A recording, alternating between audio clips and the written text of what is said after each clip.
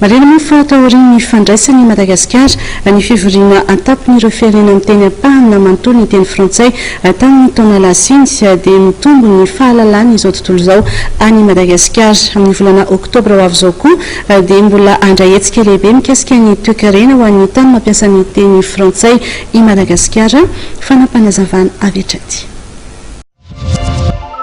amin'ny volana oktobra any ihany koa izay mifanindry amin'io dia isy ihany koa zany lay fihaonam-be ara économique zay io fihaonana faharoa ara économique amin'ny firenena mampiasa ny teny frantsay dia isy an'le forum économique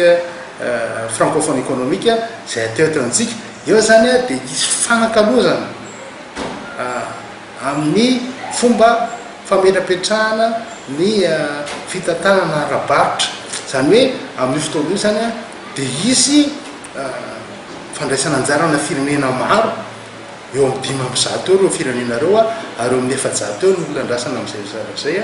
dia anomezana sehatra mihitsy ny famoronana asa zay azo hoentina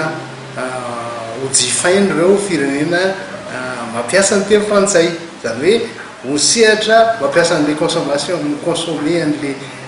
produit zay vokaritsika eto Madagasikara zany ireo firenena ary manomboka amin'ny firenena eto amin'ny Océan Indiana dia efa manomana an'izay zavatra zay antsika.